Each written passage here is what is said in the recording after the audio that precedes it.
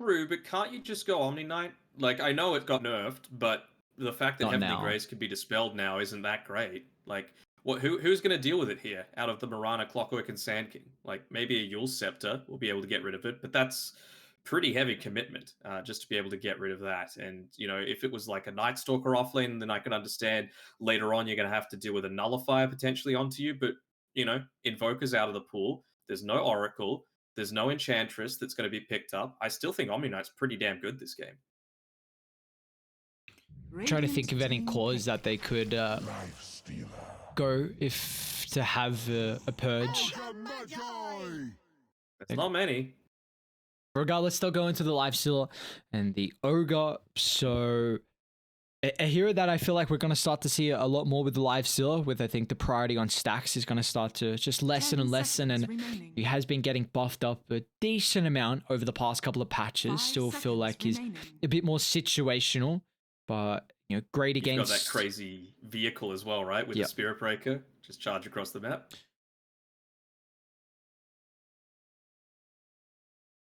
I really hope this isn't like surely it's not a Sand King 5. The only reason I say that is because Xiao Yu is, very much a Clockwork position 3 specialist, but we saw in that previous long game that they were playing that it just fell off massively, where, if you're looking to commit to a Clockwork as a position 3, you better be ending the game in like 35 minutes maximum.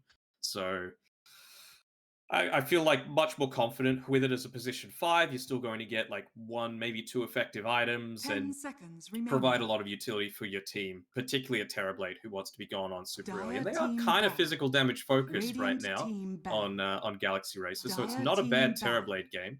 The Lion makes things a little difficult, but I still don't mind it that much. So to ban just getting rid of all of the big TB counters. Zeus, number 1, you do have the flexibility to pick a Zeus in a game like this, right? When you've got a Spirit Breaker, an Ogre, a Lifestealer all wanting to go in onto the front lines. Yeah, I wonder if they consider getting rid of the Tinker as well.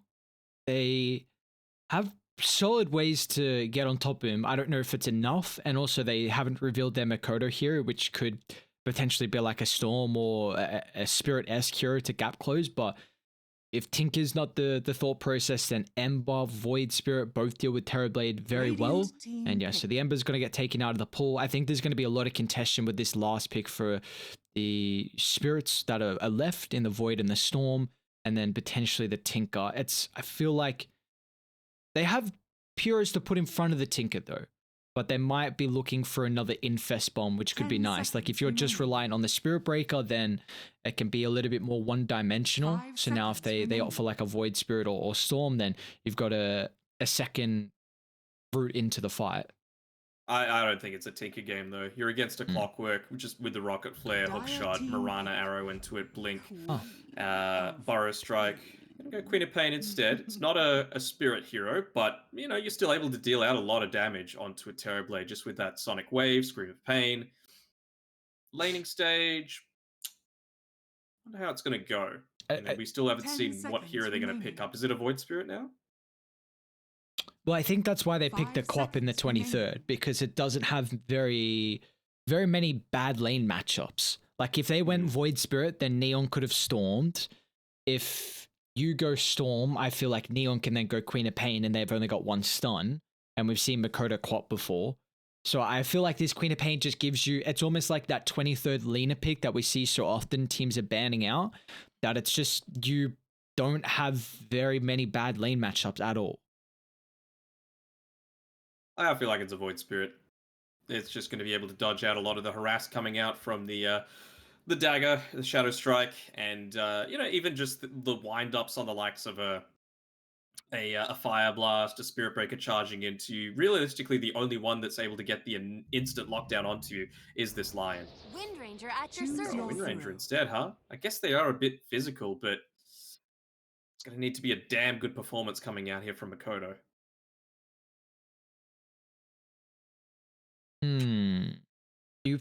How you feel about this last pick, Wind Ranger? Not great. I feel like, a big benefit of the Wind Ranger is just being able to dodge out a lot of the aggression coming onto you. And you're going to have the benefit of vision with Mizu's Spirit Breaker if he charges in onto you.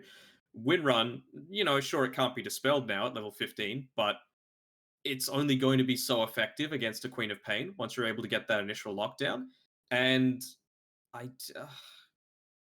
just feel like Biko is going to need to play the perfect Wind Ranger game, and that's going to be a little hard in when you're up against the likes of because if you go into a Spirit Breaker, he's probably going to be able to withstand a lot of the aggression. Same sort of thing with Polison, and if you're using rotation to kill an Ogre Magi, you don't really care. And then with the Queen of Pain, I think the laning stage is still going to be heavily favored towards Alacrity. Yeah, I think that the lane will be a little bit better for the Wind Ranger than what some of the Spirit Heroes would have had, because they're the low attack range and they couldn't really CS from afar. So your power shot, if you're really far behind, can give you that opportunity.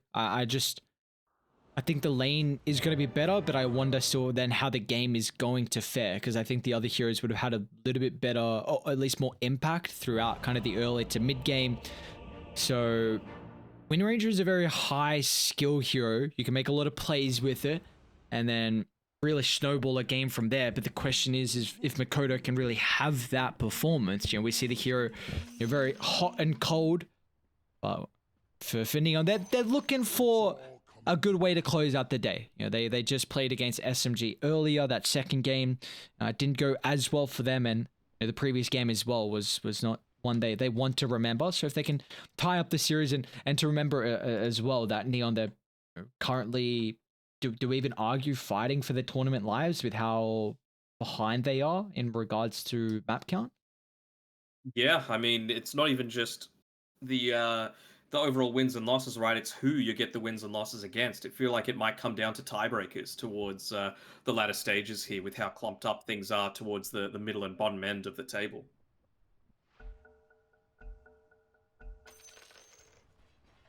It's a game that's going to be important as well for either team. Galaxy Racer, do you feel like they have the lineup here to 2-0? Are you pleased with some of the heroes that they've gone for, or did Neon with still a bit of a different look, but a hard win condition hero for Unknown? Is that enough to take this?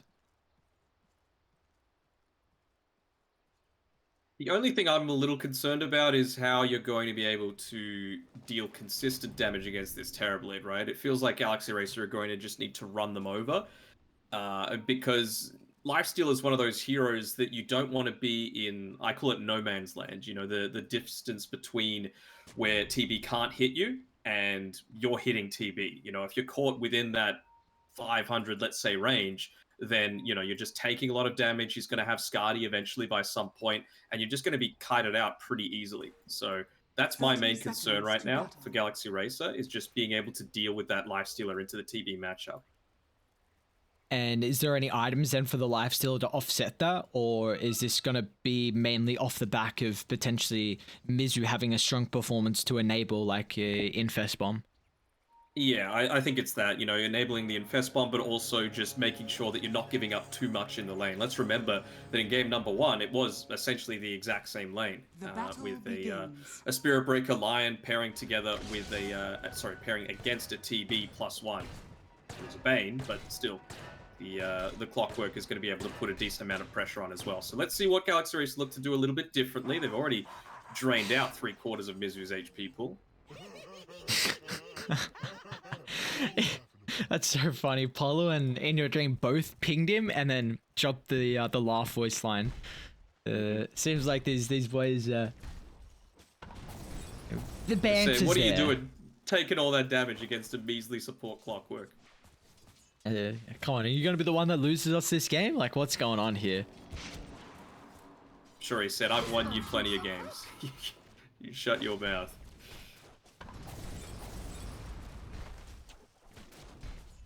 Bottom looks to be a lane, at least level 1, that should be pretty free for the Lifestealer.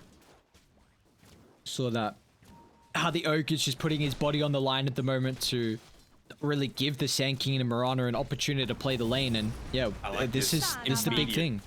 Just run him down whenever there's no creeps. You can out that damage, and they're gonna do exactly that. As In Your Dream, a first blood picked up. That was really good by Galaxy Racer. So he didn't commit on his first skill point there on Xiao Yu for the longest time, and when he was looking to get rid of the range creep, he levels up the Caustic Finale. As soon as they saw that Caustic animation, they're like, this guy, he's got no escape, let's go in onto him. We've got the Orb of Venom, we've got the Ignite, and we've got a Lifestealer that's going to be able to chase him down with a Ghoul Frenzy. Like, that was a very easy kill, and immediate reactions coming through from Galaxy Racer. I love it. And they could do it again. Still only level 1 on the Sand King. Hustler might give him some solo experience here. Yeah, very important that he does. We're going to try and get a little bit of a stack up here. It's one of the ways that a Sand King can look to come back, but Paulson just blocking up the camp as well. Not only that, but also denying... Oh, is this arrow going to connect onto Alacrity? Not quite. Also denying the easy way to arrow a big creep in one of those camps. So at least Zhao Yu's gotten to level 2 now. We'll be able to see that the Observer and Sentry Wards are being carried by the Ogre Magi. So yeah, he's going to level up the point to the Burrow Strike instead. Looks like the other side lane as well, having a good start here for Mizu. 12 last hits compared to the 10 on the Terrorblade. Do have a bit of issues with the creep equilibrium, considering Neon have unblocked their small camp. Do you feel like this is going to be another Midas game here for Mizu's Spirit Breaker? Potentially. I feel like it depends on how the other lanes are going, right? Like, actually, he always tends to go really greedy, doesn't he? Even when he was going that off-lane Chaos Knight, he would be like, you know what? I think it's a Midas game. I wonder when we're going to start seeing that Chaos Knight again as well, because it did get buffed up a considerable amount, and that was the first hero, really, that we were seeing Mizu shine on in the off-lane.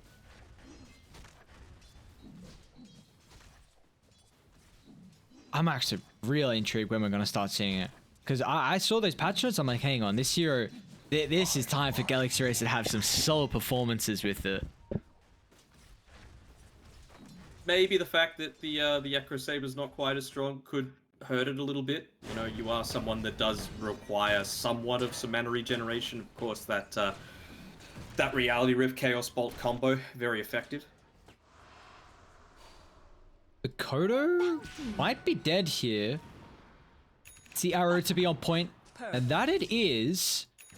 He doesn't have any mana for Scream as well here for Alacrity. He's just going to have to commit to try and win the man fight. Does he have a Fairy Fighter utilize? He'll go for the deny. Oh, hey. Alacrity.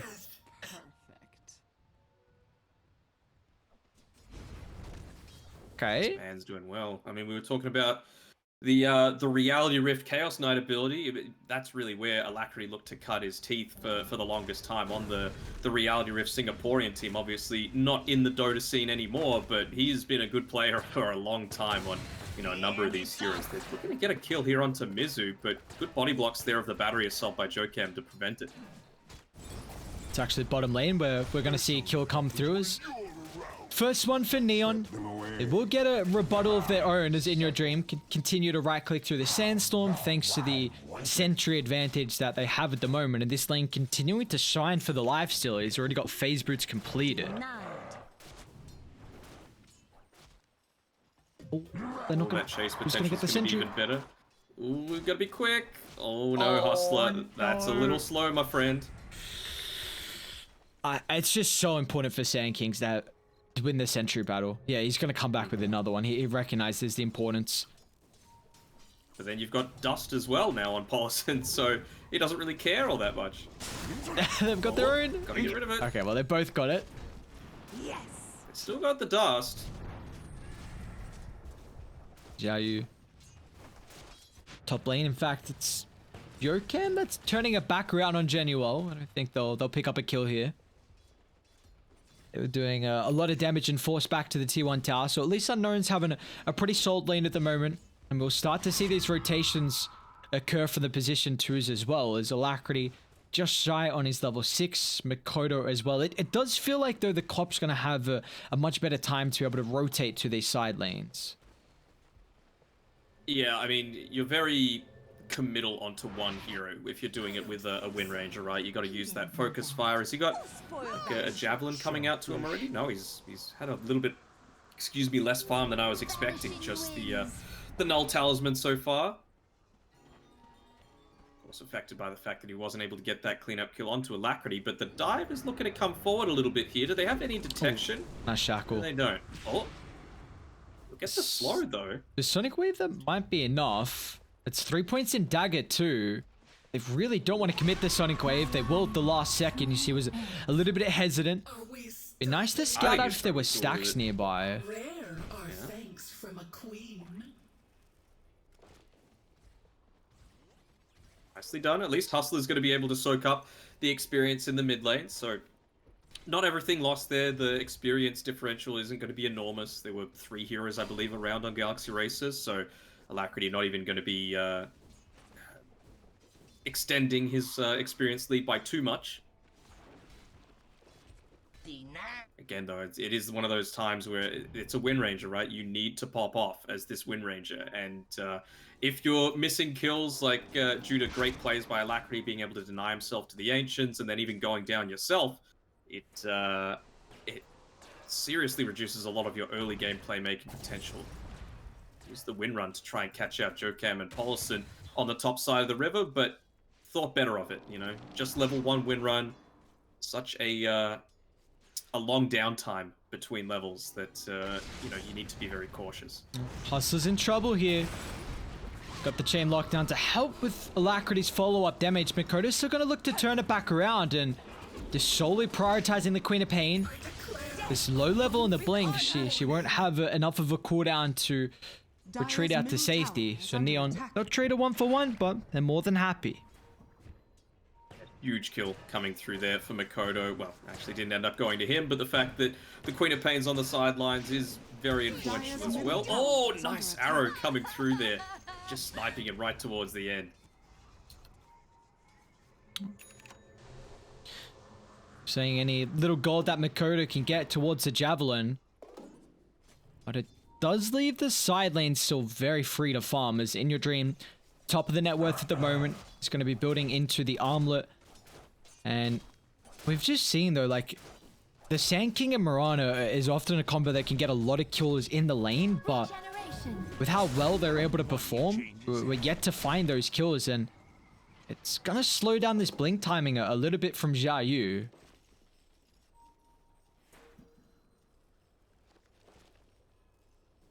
I suppose outside of the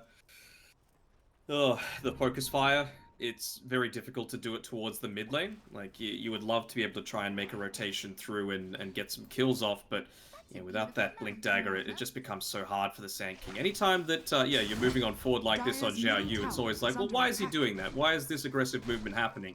You know it's because someone's sticking around, and well, they even put up an Observer Ward just before that, so it's some great Presence of Mind by Paulson. He might end up dying still. Oh, never mind. I think a really cool play. The creep ate the arrow, I believe. He's still gonna die to the power shot.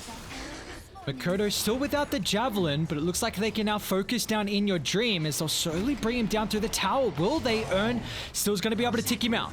But Makoto's compromised his own position. He'll look to retreat to safety, but the one more right click is not enough as Neon might be able to eke it to a 4th. Alacrity trying to clean up the Sonic Wave, clipping on multiple on the backline, but it doesn't matter as he doesn't have the damage. Oh, you tried to get a little greedy there. You could have guaranteed the kill onto the Sand King, but wanted to get the double or potentially even the triple, but it just wasn't enough. To you, my loyalty. Well, this is signs you like to see for Neon. A complete 180 here of game 1 to game 2. And meanwhile, Unknown's just free farming on the Terrorblade is being able to catch up well and truly here with the Lifestealer. Bounty. He's even picked up a Possess Mask for himself that I'm sure he's going to get delivered out shortly. I believe that's a Yasha as well, completed for him. So just being able to move more quickly between these camps, make your illusions even stronger. It's looking pretty good. I mean, Unknown, he's a passive-ish sort of carry, where, you know, he wants to be able to sit back, not going to get super active early on. You think about the heroes that we've seen him play so far in, you know, the Spectre, the Medusa, and now the Terrorblade. He likes those... Juggernaut, right? He got the Battle Fury, so... They're very farm-intensive carries, it looks like. So, at least it's nice to see that Neon are giving him some heroes that he's comfortable on. With maybe the confidence, of course, coming into a team like Neon. You always want to try and favor some of the newbies. Radiant's bottom tower is under attack. So smoke coming out here. Hustler and Makoto being the ones to be underneath it. Zhao, he's also got his hook shot available. They're going to look to try and connect onto Jokam if they can. Can land a double hook shot here. That would be enormous. Just disrupting the back lines. Nice target. Simultaneously, they can aim down Mizu. Charging up the finger, a 2-for-1 trade at the moment. Like you were saying, just focusing the back lines, meaning there was no extra way to offer some assistance out of the Spirit Breaker. So, favorable trade for Neon. Yeah, 2-for-1. Unknown was able to get out. He's going to still be safe and then just go right on back to the jungle. He's even got a double stack to look to be able to farm here. So, nicely done there. It's all about just taking the Ogre Magi and the Lion out of the fight super early. I wonder if that means that... Obviously, a Blink Dagger, great item on a line, especially with how Jokam's so proficient at playing it. But it could look to, change things up, look to go into a 4-star. Very effective against, any kind of Burrow Strike arrow combos to be able to get out of the hook shot, of course, and even just a little bit further away from the Wind Ranger, maybe from the low ground to the high ground to be able to avoid any kind of focus fire attention. Well, you're speaking about Blink Daggers, and Zhao Yu's almost has his completed with the rough start that he had. Is third in net worth all of a sudden, so he's been getting some nice little catch-up time, and this is going to be a great way for Neon to continue with the tempo that they're looking to start with. That's exactly what you need to be doing, right? We could see here more stacks being built up, and unfortunately, with a Terrorblade, if you're just playing passive and you've got your supports being passive as well, then it is that you can be taken out. But if you're making plays around the map with that Blink Dagger, then you can afford to be a bit more passive on the TP. Didn't get a TP scroll delivered out to him though, so he's going to need to continue to walk around to try and find a kill. I don't know if this is going to be enough, Zhao Yu. Actually channeling up the Epi. Yeah, they've already killed off the creep, so the arrow will have no contention. And who it might hit. That is a beautiful pick off Defiant, reveal of the Blink Dagger. And Unknown's going to look to connect as well. We saw in Game 1, Galaxy Racer were using the Metamorphosis to help siege their towers, and Neon are going to do the exact same here. Radiant structures are fortified. Up the glyph, and they had the charge for a little bit of time onto the Sand King. So obviously wanting to try and defend against this, but... unfortunately for Galaxy Racer, I think they're going to need to just let this one go. I mean, you see the difference, though, in the understanding, the power of information there, because you don't go for that blink forward on Alacrity to try and get a bit more harass onto the Mirana if you know that the Sand King has the Blink Dagger freshly picked up. Ends up resulting in a kill and a tower in exchange, so... big swing going towards Neon's side, and well, they're even looking to continue forward, getting another kill onto Jokam up top. Not even needing the focus fire either, looking to make the most out of this haste rune. He's got the javelin picked up as well, going straight into an MKB actually. Don't hate it. And we were saying that the Wind Ranger needed to pick up kind of his play early on, and Makoto's done that as well. 5-1 and 4. It was looking like it was going to be a bit slower of a game, but I feel like Position 2 Wind Ranger really relies on just snowballing.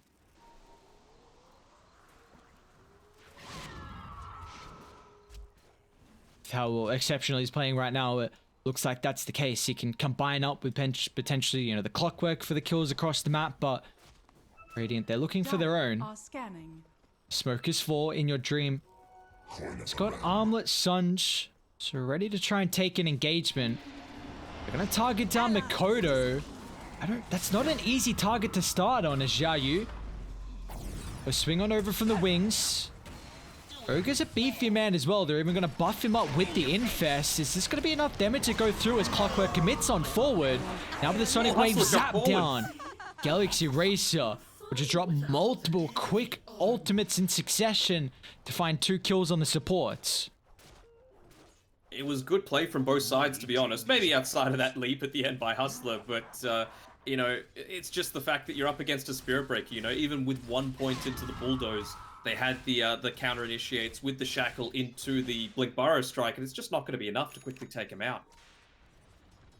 Actually, he pivoted a little bit here, going into the Maelstrom instead on Makoto, I guess wanting to prioritize a little bit more of his farm, but I don't know how confident I feel about that. I feel like a big portion of being able to deal with a lifestealer who's had an excellent game early on is being able to get that focus fire in onto a target and yeah, still be doing a ton of damage with the MKB. Obviously not the passive portion because it's magic damage that gets added onto it, but outside of that rage, you're still going to be very effective. Dire's middle So he's currently got tower the is under javelin attack. locked, which... Oh, okay. Okay. So he disassembled it. So he's looking to reassemble it every single time he goes to a creep wave or a camp, and then disassemble it so he can continue to build closer to that MKB. And then he'll still have the Mithril Hammer if there's any kind of fights that break out, because he wants to eventually go into that BKB. Yes. I'm He's got, is it 5 or 10 seconds? It's something like that, where you've got that sort of disassemble time that you can look to use. So just consistently trying to go back and forth. Yeah, I'm trying to keep tabs on Makoto and how he plays with it right now. I think it's... Is it even 5? He's not doing it at the moment. Can you even do that? He definitely did it up top. He definitely did it up top. So like just when you buy or assemble an item, you can look to disassemble it for, I'm just going to say a 5-second period, a 5-second window. And then, you know, it's kind of like Tranquil Boots. You could look to do it there so that you can immediately have the healing portion available to yourself and not be hit by a unit, for example. Alacrity. Don't show, don't do it. Genuel should get in range for the follow-up. Alacrity trying to sidestep. He's relatively tanky with his itemization, but the perfect placement of the cogs just gives Xiaoyu enough time to close the distance. Galaxy Racer is still looking to stick around. They've got a great ward in the lane, and Yorikem's going to look to reveal the blink with a stun onto multiple. Polo-san can chain lock down Makoto. The Wind Run back up and available, so the Wind Ranger can reposition himself to safety. In Your Dream is not a target they can bring down with how survivable he is, so they just have to kite the Lifestealer, which they are doing an exceptional job at the moment, but maybe Mizu can come in with a help in hand. He'll charge Makoto on the backline, but still the damage, it's not there without the help of their position 1. As Makoto's out to safety, he's going to turn back around. You can't think a zap down. What Still a cheeky gets boy. the kill. Will cost him his life nonetheless, but... Oh, could have been so much worse though with Makoto surviving. You're more than happy to give up your life on a lion there with the fresh blink dagger claiming, what was it? Oh, they're gonna jump in as well. Alacrity and In Your Dream springing a trap on the high ground. Alright. So I would say that probably evens things up reasonably well. I like the recognition. Like, In Your Dream knows how incredibly strong he is right now. He was just brute forcing forward. You know, potential armlet toggles, and Dire have to go through a lot of their bursts. If they expend Epi or, you know, even Focus Fire and they don't kill him, then their damage is very minimal.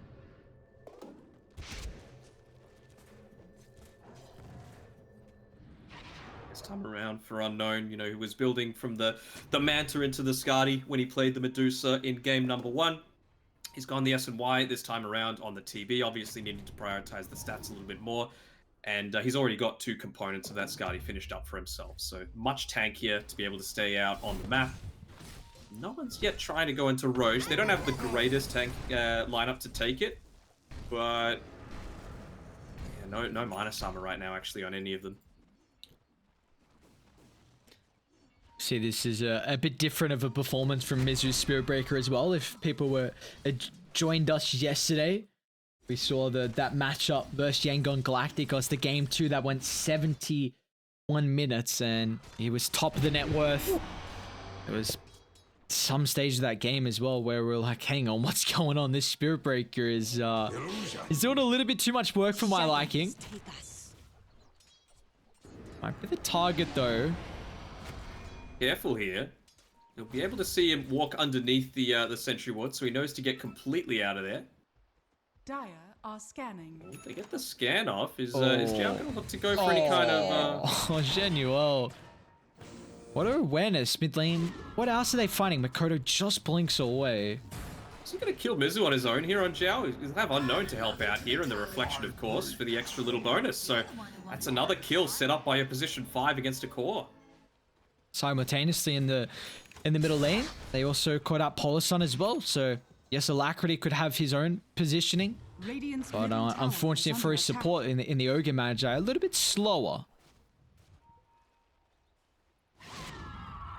What I'm most keen to see is, was it actually, no, Unknown didn't get that kill, but he was getting the assist gold, and that's going to be enough for him to complete the Skadi. So you've even got a siege creep here, looking to push into the bottom lane. An arrow just for vision inside the trees, launched out there by Hustler, again on one of his best heroes in the Mirana. But how now are you going to be able to contest this as a lifestealer? Of course, needing to play so heavily around the use of your spell immunity, not just for the movement speed component with, you know, a bunch of slows right now on OB.Neon's side, but the feast as well. The Skadi looking to reduce that. Makoto, he's too far in the backline for any assistance, and Yokem can charge up the finger. Find the 4th sack of the game, and we're seeing some of the trades go back and forth here, but still Galaxy Racer, they haven't been able to dwindle this net worth lead by too much.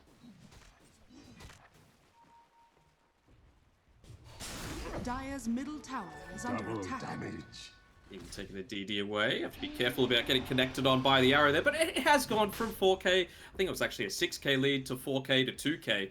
So they're slowly bringing it back, Galaxy Racer, but again, we haven't seen a full 5-on-5 team fight where the Lifestealer has looked to try and face up against the Terrorblade. I don't think they want to see that. With this Skadi completed for the Terrorblade, I feel like it's going to make it very difficult for him to actually man-fight. You know, we've seen they haven't also been prioritizing some of the infest bombs, and we might see it come into play now though, so need a way to get inside the Roche Pit fast. I don't think you're going to have the damage needed, right? Like, there's no way for them to scout either. It's not like you've got a clockwork on your lineup. I have pretty good catch potential as well. It's not like Galaxy Racer can just dodge this first Roche. And I feel like Neon are going to scale well into the late game with their carry matchup. So again, they're giving it over to the Terrorblade. It's not the kind of game like Game 1 where in your dreams Terrorblade was just way ahead of anyone else in the game. He is still, of course, ahead. And it also means that if you take him out, just having a look at the net worth, it's much more even across the board. You know, it's a Terrorblade that's farming at the expense of his other cores. So if you're able to somehow take out in your, Unknown, then, you know, the big net worth advantage that you have as a team is going to be very pronounced. And it also means that, you know, you don't have quite as much resources to contend against. Only just picking up the BKB now on Makoto. Still going to be a little bit until he picks up that full MKB, probably about 2,400 left. They're going to look to smoke up here from the side of Galaxy Racer, wanting to occupy back their own triangle. Again, they need the infest bomb. Maybe they'll get it with the Lifestealer and the Lion. She's smoke popping early. Popping early, and he saw the arrow coming through there. Well, both of them saw each other, right? With the extra vision that the arrow looks to provide. It is a bit of an item timing though for In Your Dream. I mean, the Skadi against the double range carry that they have on Neon is going to be exceptional. It's just a question of...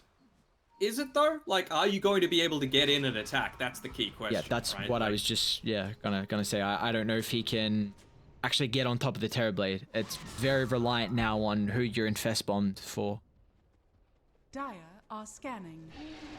I feel like, yes, it's nice that you've got the Skadi, you know, and if you look to take the perfect kind they've of team split fight, them or up the now, blink, but Mizu's playing exceptionally well, just dragging them across the map to give them an angle to pick off Makoto, and now they also take the T1 tower too.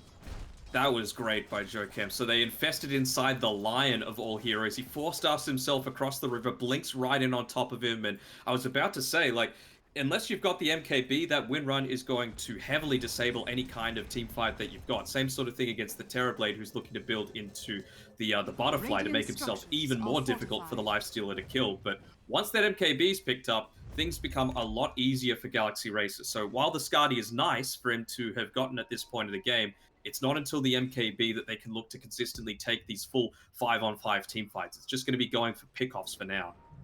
Has to be careful with his positioning, though. He's underneath the ward. Your dream. Oh. Yokem? Bit of a peculiar position. Oh, missed the... Yeah, Mizu's a big kill, though, if they can find. So and a rare mistake from Zhao.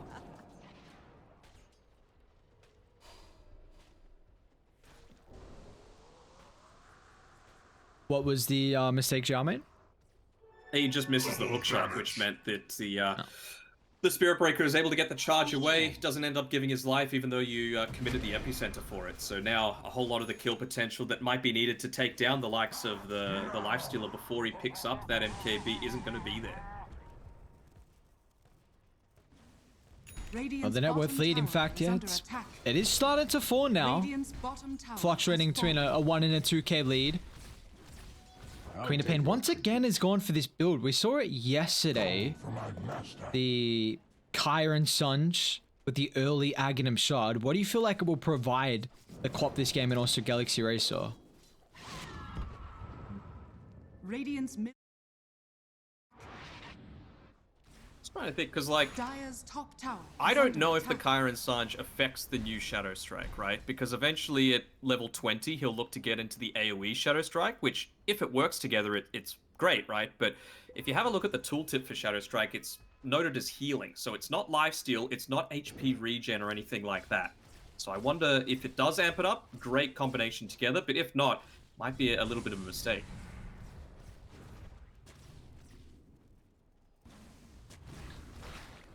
See Neon still looking to get a bit out of the Aegis here with Butterfly freshly completed from Unknown.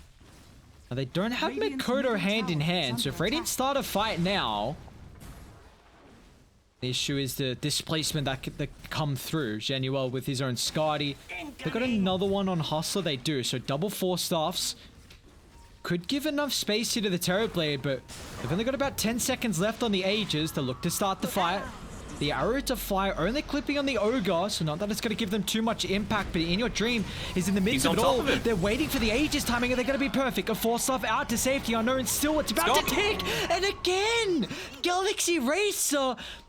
They're always timing to perfection. Zhao Yu's going to look to turn for the Lotus Orb now. Well. In Your Dream, I don't think you can kill him off. He's got Skadi. He's incredibly tanky. He's going to turn it back around. As a Lifestealer unable to be brought through, and he's going to steal all the pain. This timing, man, they're always perfect with it, like you mentioned. Waiting for the very last second, it means that you've got a TB committing so heavily, they don't even get the tier 2 tower, and meta wasn't popped throughout all of that. So, again, you gotta make sure you're noting down those Roche timings, boys and girls, because that is something that can seriously turn a game in your favor. It was sitting at a 30% win probability chance for Galaxy Racer. Don't think it's updated just yet. Actually, it just did. So moving closer towards the 40% now, and that should be the MKB almost finished up for the Lifestealer, which pushes things even further in your favor. It just feels like they're growing in momentum as well for Galaxy Racer. Like just how they're able to execute a lot of these fights. It's giving themselves confidence to be able to continue on for more. Like, and Neon have decent ways to start the fights. It's just like, what do you feel like have been the big issue so far through the past couple of engagements? Just a couple of mistakes, right? Like I mentioned before about that that no man's land, the dead zone, let's call it, between the Terrorblade and the Lifestealer. But Unknown, he was there in the melee form hitting the tower, which meant that the Lifestealer was very quickly able to just get right up in his grill and start to get the beatdown onto him. Hey, where'd I go? Mizu? I think that's an Aghanim Scepter finish up for your Clockwork, is it? No, he doesn't have anything queued up, but he's got 2 of the components, so I'm like, well, is he completed it? But no, not quite. I do think that that's an MKB now finished for the Wind Ranger as well as the Lifestealer, though. So a couple of key timings for both teams. Oh, the scouting Mikoto just pops the BKB, will turn. They don't have a cancel at the moment to the last second stun from Zhao Yu, so they won't lose anything out of it across the map. 8-second BKB committed for just a support as well, which is, I'd say that's a win. If you're Galaxy Racer, you also see the rotation come through from the rest, so you know that on Alacrity, you can probably look to afford the farming down towards this bottom side of the map without too much risk of yourself going down. It is charging here on Vizu. We'll go underneath the sentry Oh, wood, they maybe found thinking, he's got BKB. But the they've got to hookshot. cancel. Bulldozer's back up. I don't know if he's taking enough to go through the fresh MKB pickup from Makoto, so this is going to give them some opportunity now to get an objective, because Spirit Breaker's been doing an exceptional job to prevent the lane push. Some great sentry ward positions by Radiant's middle OB.Neon, tower is just under inside the river, making sure that that's the most common place that a Spirit They're Breaker's actually gonna looking be for a charging. defense. They've got a great ward nearby. They're clumped up as well. Radiant's middle tower The infest spawn coming through with the Queen of Pain, and Radiant's top tower of course they've is got the under Aghanim attack. Shard silence as well. And can they get any more out of it? Look to hunt for Clockwork next. A bit of issues, of course, with the 4 staffs to be worried about. Is under attack. But Alacrity's just waiting for the rest of the team to connect. It's a lot faster and more mobile.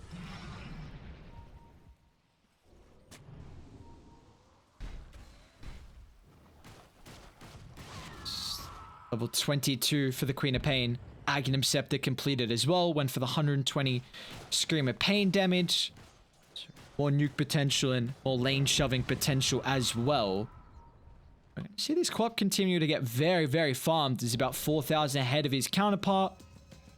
And Alacrity's even going to achieve his next item. So feels like the 26 armor that she currently has is not enough. And a little bit of extra AoE damage to help kill off the Terrorblade. But they are setting up on In Your Dream top. That's far enough. Does Makoto have any assistance nearby? The arrow to fly.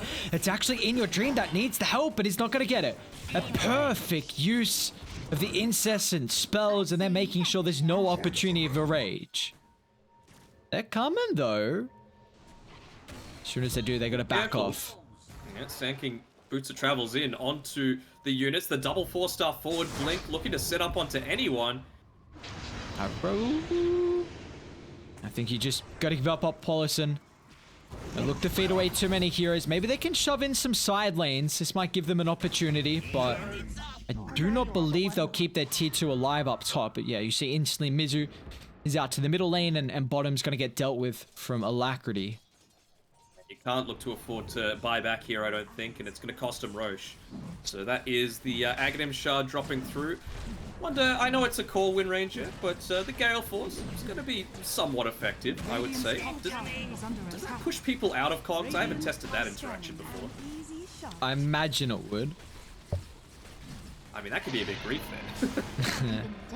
There we go. We got a Gale Force. I know, like, at the start of 7.3, Army Geniuses were playing a lot of Wind Ranger support. And then they're like, oh yeah, this hero actually doesn't really do a whole lot. Shall you? Vanishing winds. It's actually going to look to turn. Okay. A lot of damage though, just one Sonic Wave and a charge. It's kind of... You don't anticipate how much this charge is going to actually do once it connects. So much.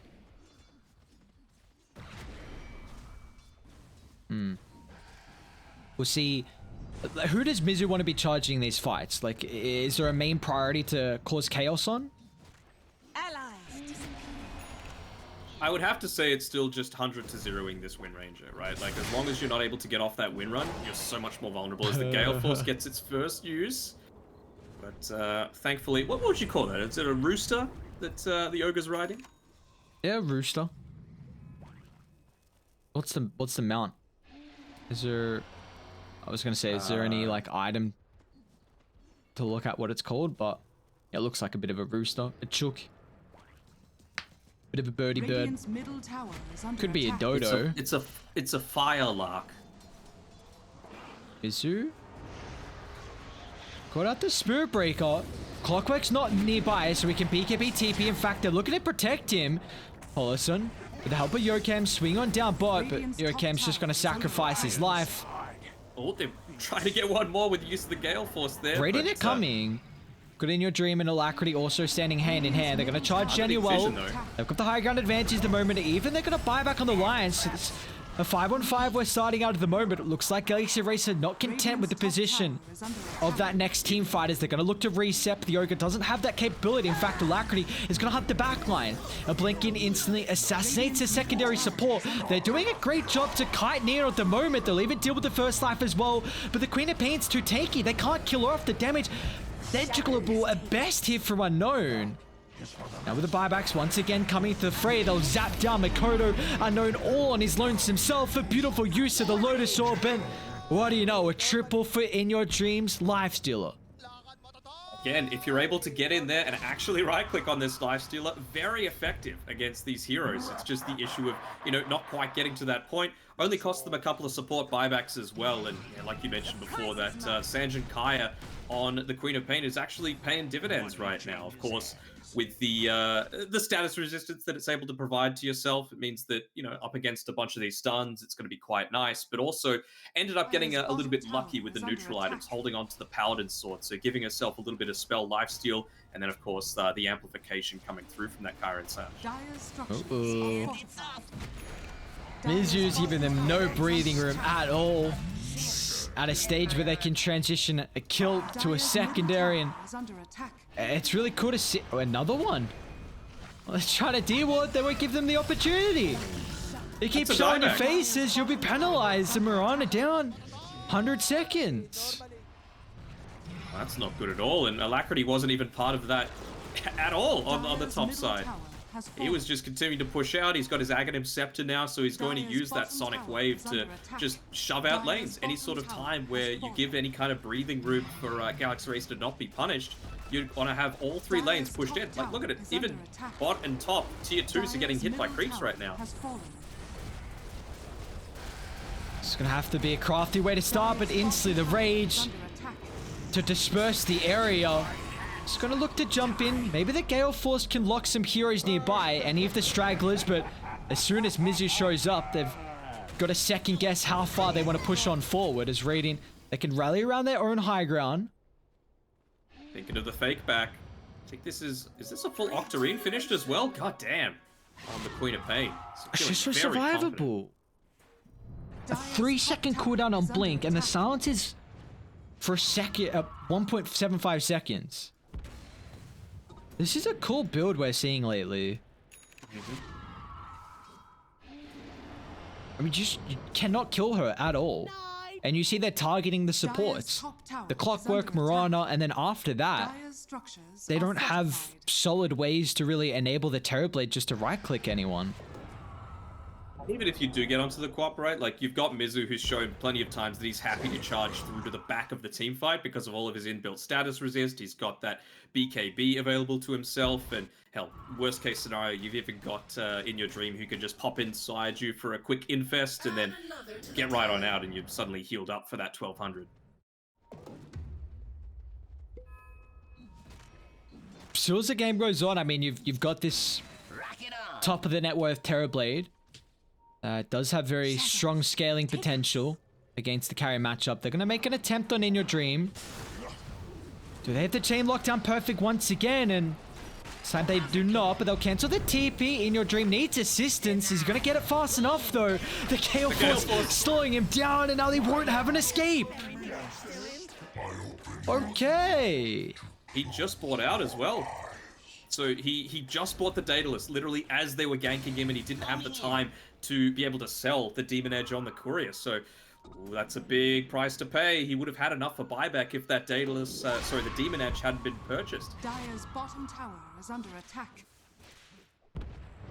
They did pop meta, of course, so taking objectives with it being on cooldown, it's going to be a little bit more difficult. That's a couple of kills now the Gale Force has resulted in, though. So immediate impact coming out of it there. Now Radiant do have very good wave clear with the Aghanim Scepter from the Quab. I mean, you see Mizu as well just doing the dirty work, and yeah, now you got no creeps. They do have another lane coming in. I think they can probably commit to the tier 3 now that the Sonic Wave's been used. You're not under any sort of danger of dying. They're just going to back off entirely, look to fix up the lanes a little bit here. How much damage does this do? 175, okay. is under attack.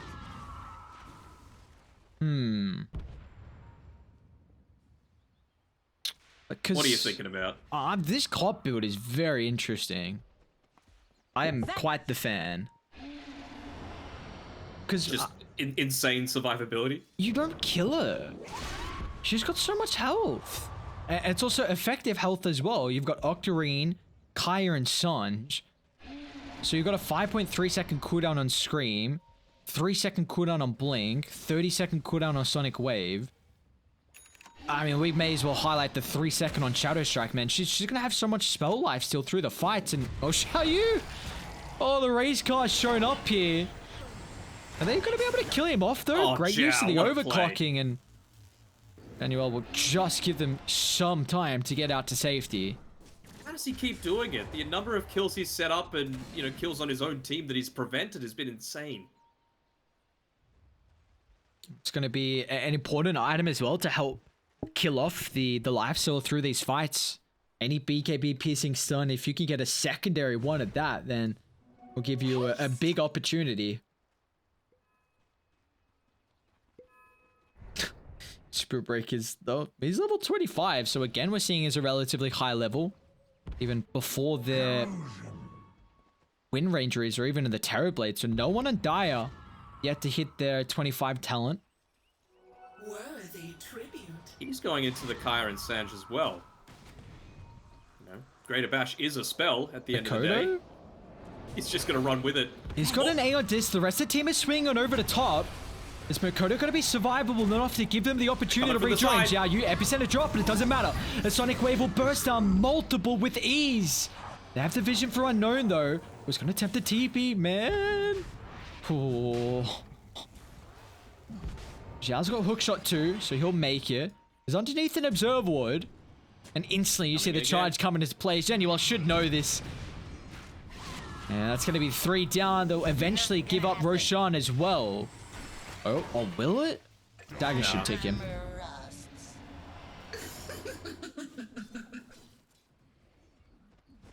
I don't think he had the Burrow Strike shift queued there on Xiaoyu. It meant that, you know, the epicenter went off, but there was no stun afterwards, and it gave an Ogre enough time to wind up that Fire Blast stun and lock him in place. So, a small misplay there ends up resulting in a few kills going Galaxy Racer's way. Roshan as well. Did he pick up the Aghanim Scepter there on the life Okay, I need to read this again. I think they buffed it as well, didn't they? Reduce damage immediately. I don't think so. I mean, the extra cast range is nice. The reduced cooldown is nice. Yeah, the disarm's really cool. So you do damage to it, right? You're right-clicking. Dire's middle barracks are under attack.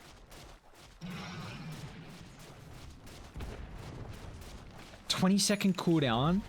And the cast range is huge. Okay. Dire's middle barracks. I mean, it's a way to gap close, I suppose, right? Like, that Abyssal Blade is very well. You just infest inside the Terror Blade and then start whacking him.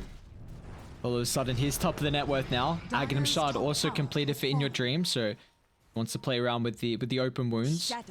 Now, they're a bit split. Mizu can join at a fast rate. But it looks like they want to cut down the line. They feel like he's a key component to the draft from Galaxy Racer. They won't be successful at the start. They're still pushing on forward for more. Okay, and he'll be protected. Sidestep of the hook shot as well. They're actually going to look to jump in. Here we go. He's in the Terror Blade. Sam is out. It's not doing a whole lot of damage at the moment. Unknown's going to turn with the BKB. Sundo, who can he lock into place at the moment, is actually playing around with the Satanic Lifesteal. He's been able to stand his ground in Manfight. Epicenter, not enough as In Your Dream with the BKB protected. They're going to look to turn. They killed off the Terrorblade. He's going to buy back available, but it's not going to matter. It'll take them too long to be able to rejoin the fight as Galaxy Racer can tear up the backline as they look for the charge. They'll clean off the Murana. Next is Makoto as well, as Alacrity not giving them any sort of time to reset their positioning. With multiple heroes down, having no buyback available, it looks like that's all she wrote. It's just poor old Unknown. Standing off into the trees on the north side, and great composure to come back from Galaxy Racer there, being able to convert multiple pickoffs into successful Roche fights. It was an believe 85%, 80% win probability in Neon's favor, but they're not caring about that. Just playing entirely around that timing of the IF Skadi, but more importantly, the MKB on the lifesteal. It felt like as soon as he picked that up, that the team fight was just so heavily enabled against this Neon Terrorblade. It was cool to see as well that, like, I was, again, a huge fan of the itemization. I don't know. It was just, I do believe this is what the Queen of Pain was looking for last time we saw her, like, wind up for this build. I can't remember who was attempting it, but the game didn't go long enough for us to see, like, it really come into fruition. But that was a really... Maybe Yopaj? It may have been Yopaj. I'll look back after this, but it was just... They itemized to survive in a way. Like, yes, In Your Dream went full damage, but he's... like Armlet and Skadi, Sanjin Yashi, like you're not killing him off. And then, you know, Polo went Glimmer, Force, Mizu as well has BKB, Shadowblade for his mobility. And you're not like, you're so survivable on Galaxy Racer. So we saw Neon couldn't burst anyone down. That's why the first like 20 minutes were starting to go decently for them. You know, the lanes, of course, were a little bit odd, but once they got the blink on the Sand King, they were able to make plays. Makoto was looking strong too. They had the burst damage. They could bring heroes down from 4 to 0, but Galaxy Racer, they avoided the start of the fights. Then they could kind of rally around and create chaos. Mizu jumps the backline. Quap's going to follow. Now you've instantly have a numbers advantage, and without the supports to enable the Terrorblade, he's kited in fights. They've got so much mobility, we can't lock onto someone. And we just saw like... The 20 minutes that you mentioned, I just want to point out something with that. So that was when In Your Dream picked up the first Ultimate Orb component of his Skadi.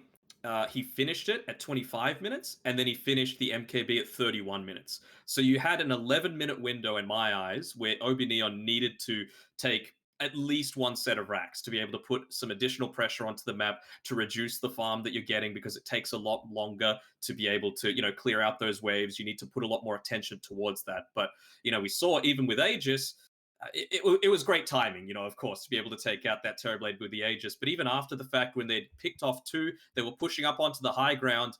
But, you know, Lifestealer dead. I believe Ogre Magi was dead as well. And a single Queen of Pain was able to deal with 5 heroes on OB.Neon just by the use of the ultimate there. I felt like they could have tried to commit a little bit stronger, but they were playing a little bit scared because of what had happened previously with the TB going down.